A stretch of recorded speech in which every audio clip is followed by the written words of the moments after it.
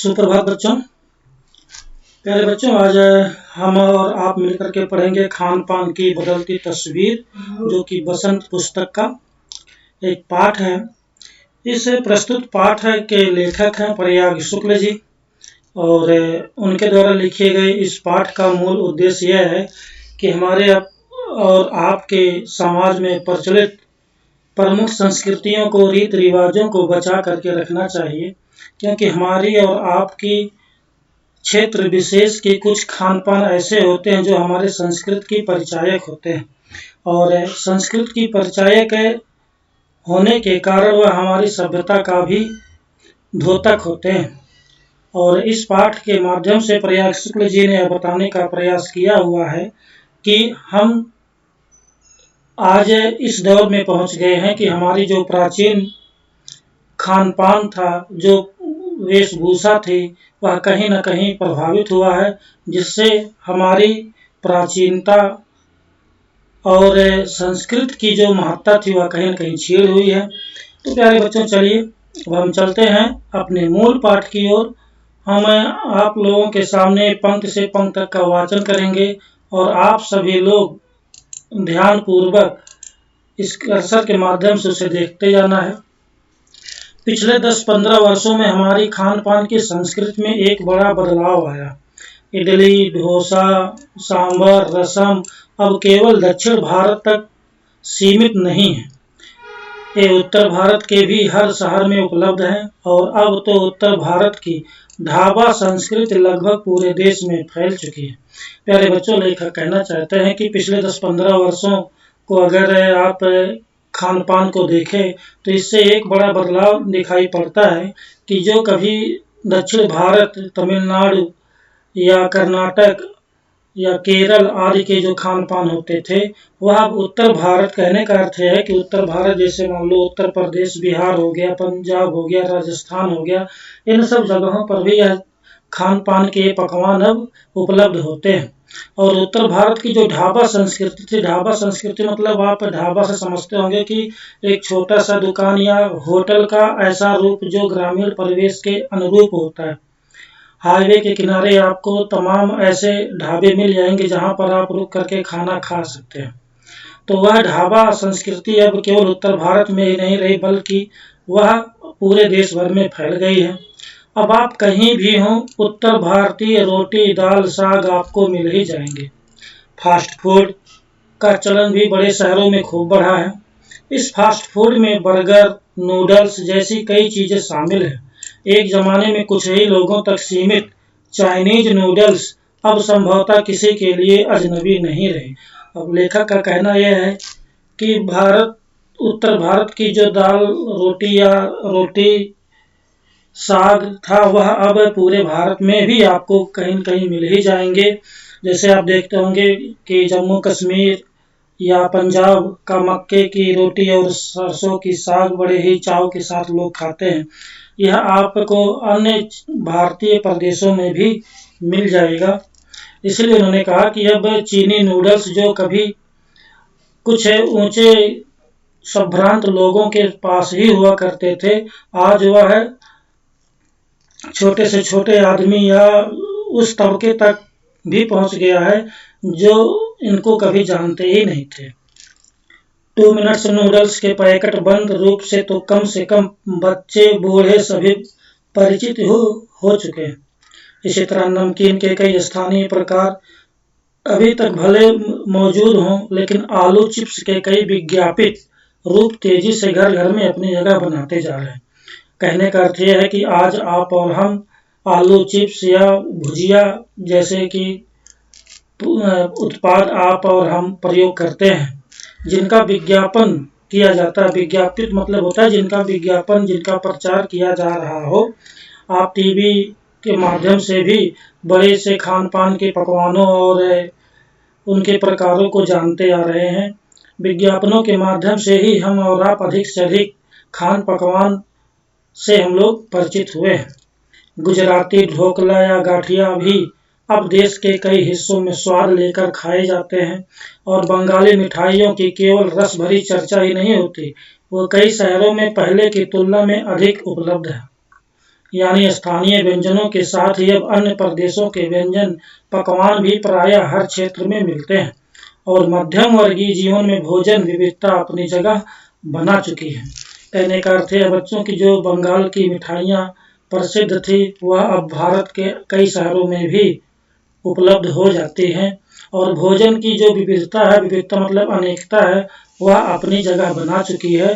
अर्थात जहाँ पहले किसी प्रदेश में वहाँ की एक स्थानीय व्यंजनों की भरमार होती थी, वहाँ पर अब अन्य प्रदेशों के व्यंजन भी उपलब्ध होते हैं।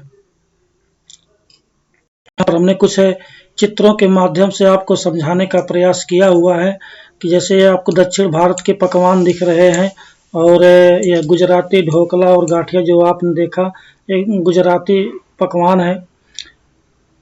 और इसके अलावा ढाबा संस्कृति आप ये देख सकते होंगे कि ढाबा जो एक हाईवे के पास में होता है या रोड के किनारे लोग बना करके रखते हैं जिस जहाँ पर रुक करके आप खाना खाते हैं। और यह उत्तर भारत की रोटी दाल और सब्जी साग है। तो प्यारे बच्चों, कहने का अर्थ जितना अभी तक हम लोगों ने पढ़ा वहाँ पर कहने का अर्थ ये था कि आज खान पान की जो सभ्यता विकसित हो रही है वह किसी प्रदेश विशेष में ही स्थिर न होकर के देश के विभिन्न भागों में भी फैलते जा रही है। वह चाहे दक्षिण भारत के पकवान हो चाहे उत्तर भारत के पकवान ही क्यों ना हो। चलिए आगे चलते हैं।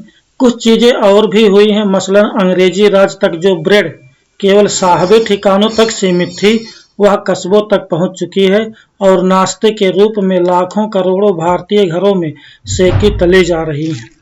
लेखक के कहने का अर्थ यह है बच्चों कि जो पहले ब्रेड कभी ऊंचे या कहते हैं ना कि अमीर घरों में ही केवल खाया जाता था, वह अब अन्य लोगों तक भी पहुंच रहा है। जैसे ब्रेड आज आम जीवन में लोग बड़े ही धड़ल्ले के साथ उसका प्रयोग कर रहे हैं। तो कहने का अर्थ है कि वह अब भारत के लाखों करोड़ों लोग इसको खा रहे हैं, इसको सेक या तल करके इसका प्रयोग कर रहे हैं। खान पान की इस बदली हुई संस्कृति से सबसे अधिक प्रभावित नई पीढ़ी हुई है। नई पीढ़ी मतलब नवयुवा या जो अभी पीढ़ी चल रही है या जो आने वाली पीढ़ी होगी, जो पहले के स्थानीय व्यंजनों के बारे में बहुत कम जानती है पर कई नए व्यंजनों के बारे में बहुत कुछ जानती है। लेखक के कहने का अर्थ यह है बच्चों कि हमारा और आपका ऐसा स्वभाव हो गया है कि हम अपने स्थानीय व्यंजनों के बारे में तो नहीं जानते, लेकिन चाइनीज नूडल्स या फास्ट फूड के बारे में काफ़ी अधिक जानकारी रखते हैं। स्थानीय व्यंजन भी तो अब घटकर कुछ ही चीज़ों तक सीमित रह गए हैं। बम्बई की पाव भाजी और दिल्ली के छोले कुलचों की दुनिया पहले की तुलना में बड़ी जरूर है, पर अन्य स्थानीय व्यंजनों की दुनिया में छोटी हुई। जानकार ये भी बताते हैं कि मथुरा के पेड़े और आगरा के पेठे नमकीन में अब वह बात कहाँ रही। यानी जो चीज़ें बची भी हुई हैं उनकी गुणवत्ता में फर्क पड़ा है। फिर मौसम और ऋतुओं के अनुसार फलों खाद्यान्नों से जो व्यंजन और पकवान बना करते थे उन्हें बनाने की फुर्सत भी अब कितने लोगों को रह गई है। कहने का अर्थ बच्चों यह है, पिछले आप चैप्टर दादी माँ पढ़ा होगा और आपने वहाँ पर देखा कि लेखक कहते हैं कि वो सावन के महीने में या फिर कुआर का महीना जब आता है तो वहाँ पर गुड़ और चिवड़ा खाने को मिले या ना मिले, लेकिन उनको नहाने को जरूर मिल जाए। तो वह क्या था, वह एक मौसम विशेष में बनने वाले पकवान थे या मौसम विशेष में खाए जाने वाले आहार थे। तो वही वो कहते हैं कि अब लोगों को अपने स्थानीय व्यंजनों को बनाने के लिए समय ही नहीं है। अब गृहिणियों मतलब जो ऐसी महिलाएं जो घरों में रह कर के कार्य करती हैं या कामकाजी अर्थात ऐसी भी महिलाएं जो ऑफिसों वगैरह में काम कर रही होती हैं के लिए खरबूजे के बीज सुखाना, छीलना और फिर उनसे व्यंजन तैयार करना सचमुच दुस्साध्य है। दुस्साध्य का अर्थ है बच्चों बहुत ही कठिन है। अब लेखक कहते हैं कि वह चाहे कोई कुशल गृहिणी हो या फिर कोई कामकाजी महिला हो, अब उनके पास इतना समय नहीं है कि वह खरबूजे के बीज को सुखा करके छील करके उससे कोई स्थानीय व्यंजन बनाते। यानी हम पाते हैं कि एक और तो स्थानीय व्यंजनों में कमी आई है, दूसरी ओर वे ही देसी विदेशी व्यंजन अपनाए जा रहे हैं जिन्हें बनाने पकाने में सुविधा हो। जटिल प्रक्रियाओं वाली चीजें तो कभी कभार व्यंजन पुस्तिकाओं के आधार पर तैयार की जाती हैं। बच्चों, लेखक कहते हैं कि अब हम यह देखते हैं कि स्थानीय व्यंजनों में कमी आई है, लेकिन देसी और विदेशी जो देसी विदेशी व्यंजन है वह भी अब अपनाए जा रहे हैं, और जिनको बनाने और पकाने की सुविधा आजकल लोग ऑनलाइन नेट के माध्यम से या पुस्तिकाओं के माध्यम से उनकी जो बनाने की विधि है, जो उनकी कला है, उसको बड़े ही आसानी के साथ सीख करके और अच्छा पकवान पकाते हैं। अब शहरी जीवन में भी भागम भाग है, उसे देखते हुए यह स्थिति स्वाभाविक लगती है। अर्थात शहरी जीवन में जो लोगों का आज स्वभाव बदल गया है, आज लोगों के पास समय नहीं है, भागम भाग हर जगह पर मचा हुआ है, और उसमें इस प्रकार की चीजें जो कम समय में ही पक जाती हों, वह कहीं न कहीं स्वाभाविक भी है। फिर कमर तोड़ महंगाई ने भी लोगों को कई चीजों से धीरे धीरे वंचित किया। अर्थात कमर तोड़ महंगाई, ऐसी महंगाई जो काफी अधिक हो, उससे लोगों को क्या किया कि वंचित किया। किससे? जो अन्य पकवान थे, जो ऐसे पकवान थे जो काफी कीमती होते थे। कीमती कहने का अर्थ यह था कि उनको बनाने में जिस प्रकार की खाद्य सामग्री का प्रयोग होता, उनकी बाजार में काफी ऊंची कीमत होने के कारण लोगों ने उस प्रकार के व्यंजनों को बनाना ही छोड़ दिया। जिन व्यंजनों में बिना मेवे के स्वाद नहीं आता, उन्हें बनाने पकाने के बारे में भला कौन 4 बार नहीं सोचेगा। अब आपको पता है कि मेवे मतलब कि काजू, किशमिश, बादाम कितने महंगे हैं, और आज हर कोई मेवों से बनी हुई खाद्य सामग्री को बनाने की भी सोच नहीं सकता। अब यहाँ पर आप देख सकते हैं कि मथुरा के पेड़ों के चित्र हैं जो काफी प्रसिद्ध, और ये आगरा के पेठे का चित्र। खान पान की जो एक मिश्रित संस्कृति बनी है, इसके अपने सकारात्मक पक्ष भी। लेखक कहते हैं कि खान पान की जो मिश्रित मतलब बच्चों की जो मिली हुई संस्कृति है, अर्थात उत्तर भारत के व्यंजन दक्षिण भारत में और दक्षिण भारत के व्यंजन उत्तर भारत में अगर मिल रहे हैं, यह एक मिश्रित है, मिला जुला हुआ संस्कृति है। और उसका सकारात्मक मतलब होता है कि उसके कुछ लाभदायक पक्ष भी हैं। गृहिणियों और कामकाजी महिलाओं को अब जल्दी तैयार हो जाने वाले विविध व्यंजनों की विधियां उपलब्ध हैं। इसका फायदा यह हुआ कि जो गृहिणी हैं या कामकाजी महिला हैं, उनके पास अनेक व्यंजनों के बनाने की विधियां हो गई। नई पीढ़ी को देश विदेश के व्यंजनों को जानने का सुयोग मिला। सुयोग मतलब उन्हें नई पीढ़ी जो हमारी आई, उसे ऑनलाइन माध्यम से या पुस्तिकाओं के माध्यम से या देसी ही व्यंजनों को छोड़, देसी ही व्यंजन क्या, विदेश के व्यंजन भी वो लोगों को जानने का उन्हें सौभाग्य मिला, भले ही किन्हीं कारणों से और किन्हीं खास रूपों में। क्योंकि यह भी एक सच्चाई है कि ये विविध व्यंजन इन्हें निखालिस रूप में उपलब्ध नहीं। पर बच्चों, निखालिस का अर्थ होता है शुद्ध रूप में। वो कहते हैं कि किसी भी रूप में हो, अब जो व्यंजन आप और हम प्रयोग करते हैं, या आप देखेंगे त्योहारों के मौसम में जब मिठाइयों की बिक्री बढ़ती है, तो कहीं न कहीं मिठाइयों की शुद्धता पर भी प्रश्न चिन्ह उठते रहे। आज़ादी के बाद उद्योग धंधों, नौकरियों, तबादलों का जो एक नया विस्तार हुआ, उसके कारण भी खान पान की चीजें किसी एक प्रदेश से दूसरे प्रदेश में पहुंची। बड़े शहरों के मध्यम वर्गीय स्कूलों में जब दोपहर के टिफिन के वक्त बच्चों के टिफिन डिब्बे खुलते हैं, तो उनसे विभिन्न प्रदेशों के व्यंजनों की एक खुशबू उठती है। लेखक कहते हैं कि आप भी जब अपने स्कूल में होते हैं और जब दोपहर के समय आप अपना टिफिन खोलते हैं, तो अनेक प्रदेशों के व्यंजन की खुशबू आती है, और यह कहीं ना कहीं हकीकत भी है। आप अपने बीच भी इस चीज को अनुभूत कर सकते हैं, इसे एहसास कर सकते हैं कि बड़े से बच्चे ऐसे हैं जो दक्षिण भारत के हैं, बड़े से लोग ऐसे हैं जो उत्तर भारत के हैं, बड़े से लोग ऐसे भी हैं जो पूर्वोत्तर भारत के हैं। तो उन बच्चों के अलग अलग पकवान उनकी टिफिनों के माध्यम से आप और हमारे बीच में पहुंचता है, और जिसकी खुशबू चारों ओर फैलती है। हम खान पान से भी एक दूसरे को जानते हैं। इस दृष्टि से देखें तो खान पान की नई संस्कृति हमें राष्ट्रीय एकता के लिए नए बीज भी मिल सकते हैं। बीज भली भांति तभी अंकुरित होंगे जब हम खान पान से जुड़ी हुई दूसरी चीजों की ओर भी ध्यान देंगे।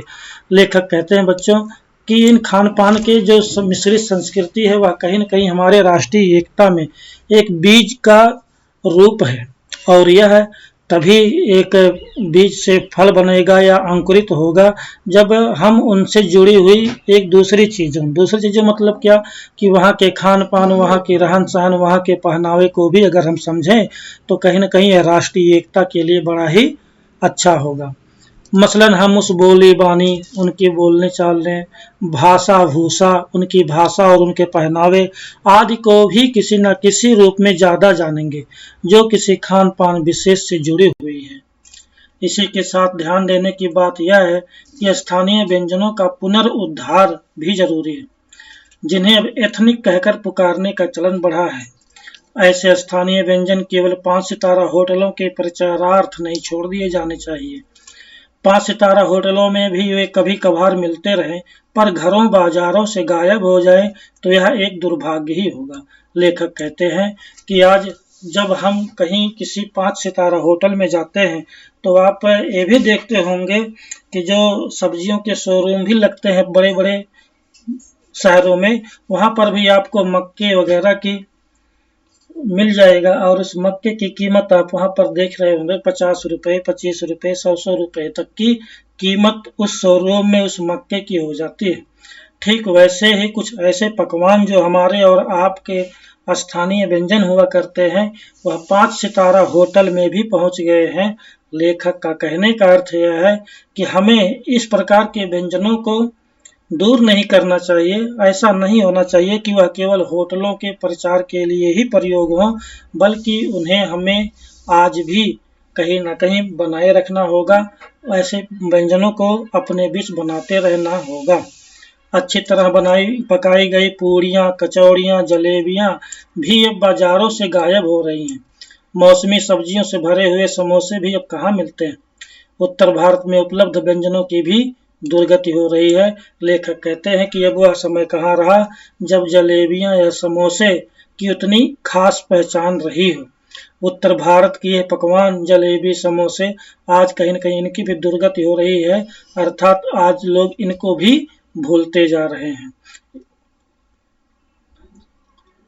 अचरज नहीं कि पहले उत्तर भारत में जो चीजें गली मोहल्लों की दुकानों में आम हुआ करती थी, उन्हें अब खास दुकानों में तलाशा जाता है। यह भी एक कड़वा सच है कि कई स्थानीय व्यंजनों को हमने तथाकथित आधुनिकता के चलते छोड़ दिया है और पश्चिम की नकल में बहुत सी ऐसी चीजें अपना ली हैं जो स्वाद, स्वास्थ्य और सरसता के मामले में हमारे बहुत अनुकूल नहीं है। प्यारे बच्चों, हमारे प्राचीन सभ्यता या प्राचीन ये जो भी खाद्यान्न पकवान रहे, उनमें आपको कहीं न कहीं इस चीज को भी देखने को मिलेगा कि वह किसी भी प्रकार से नुकसानदायक नहीं होती हैं यदि आप उनका अधिक सेवन नहीं करते हैं। लेकिन आप यदि पश्चिमी खान पान को देखें तो वहाँ पर आपको जो भी चाइनीज नूडल्स, बर्गर, पिज्जा है, वो कहीं न कहीं बहुत ही हमारे अनुकूल नहीं है, अर्थात वह हमारे लिए बहुत ही लाभदायक नहीं है। कहीं न कहीं हमारे शरीर पर उनका प्रतिकूल प्रभाव पड़ता ही पड़ता है, जिसका फलस्वरूप क्या है, अनेक प्रकार की बीमारियों, मधुमेह जैसे मधुमेह हो गया, मोटापा हो गया, अन्य बहुत सी ऐसी बीमारियां आती हैं जो इस प्रकार के खान पान की देन है। हो यह भी रहा है कि खान पान की मिश्रित संस्कृति में हम कई बार चीजों का असली और अलग स्वाद नहीं ले पा रहे। अक्सर प्रीति भोजों और पार्टियों में एक साथ ढेरों चीजें रख दी जाती हैं और उनका स्वाद गड्ढमड्ढ होता रहता है। प्रीति भोज मतलब बच्चों, जो हमारे और आपके घरों पर कभी शादी या विवाह के शुभ अवसर पर हम लोगों को बुला करके जो भोज देते हैं, उन भोजों को कहा जाता है प्रीति भोज। वो कहते हैं कि इस प्रकार की पार्टियों में, इस प्रकार के आयोजनों में बहुत ढेर सारे पकवानों का प्रयोग होता है, जिससे क्या होता है कि हम किसी खास पकवान की उसके स्वाद नहीं ले पाते। और उसका रीजन क्या होता है, कारण यह होता है कि हम अनेक प्रकार के पकवान को एक साथ में ही लेकर के खाते हैं, जिससे उनका स्वाद गड्ढमड्ढ हो जाता है, अर्थात मिल जाता है। खान पान की मिश्रित या विविध संस्कृति हमें कुछ चीजें चुनने का अवसर देती है, हम उसका लाभ प्रायः नहीं उठा रहे हैं। हम अक्सर एक ही प्लेट में कई तरह के और कई बार तो बिल्कुल विपरीत प्रकृति वाले व्यंजन परोस लेना चाहते हैं। अब विपरीत प्रकृति वाले व्यंजन मतलब आप समझते होंगे कि बहुत से ऐसे विवाह के अवसर भी आते हैं या पार्टियां होती हैं जिसमें शाकाहारी और मांसाहारी दोनों प्रकार के व्यंजनों की उपलब्धता रहती है।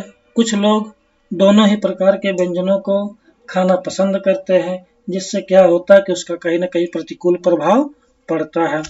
इसलिए खान पान की जो मिश्रित विविध संस्कृति बनी है और लग यही रहा है कि यही और अधिक विकसित होने वाली है, उसे तरह तरह से जांचते रहना जरूरी है। तो प्यारे बच्चों, कहते हैं कि जो हमारे इस खान पान की मिली जुली संस्कृति है और जो अनेक प्रकार के व्यंजनों की भरमार है, उसको भी हमें जांच परख करके ही सेवन करते रहना चाहिए और अपने स्थानीय व्यंजनों को बराबर प्रयोग में रखना चाहिए। तो प्यारे बच्चों, यह था मूल पाठ और आशा और विश्वास है कि आप सभी लोग इस पाठ को भली भांति समझ गए होंगे। चलिए अब हम प्रश्न अभ्यास देखते हैं। पहला अभ्यास है, खान पान की मिश्रित संस्कृति से लेखक का क्या मतलब है? अपने घर के उदाहरण देकर इसकी व्याख्या करें। बच्चों, मिश्रित संस्कृति से हमने जैसे बताया कि ऐसी संस्कृति जहां पर जिस संस्कृति में एक प्रदेश से दूसरे प्रदेश जिनका अलग अलग संस्कृति हो और वहां पर दोनों ही संस्कृतियों का मेल हो जाए, उनका मिलजुल जाए, तो वह होते हैं मिश्रित संस्कृति। जैसे उत्तर भारत में दक्षिण भारत के व्यंजन और दक्षिण भारत में उत्तर भारत के व्यंजन अगर मिल जाएंगे तो उसे हम बोलेंगे मिश्रित संस्कृति। खान पान में बदलाव के कौन से फायदे हैं? फिर लेखक इस बदलाव को लेकर चिंतित क्यों है? खान पान में बदलाव के फायदे यह है कि इससे हमें विभिन्न प्रकार के व्यंजनों की पहचान हो जाती है। देसी और विदेशी व्यंजनों के बारे में भी हम जान जाते हैं। इससे अनेक प्रदेशों के व्यंजन को जानते हैं, उनकी वेशभूषा को भी हम पहचान जाते हैं, जिससे यह कहीं न कहीं राष्ट्रीय एकता में हमारे बीजारोपण भी करते हैं। दूसरी बात, इसका नुकसान इस चीज का है कि इससे कहीं ना कहीं हमारे जो स्थानीय व्यंजन है उसमें बदलाव आ रहा है, उनका लोप हो रहा है। अगला, खान पान में मामले में स्थानीयता का क्या अर्थ है?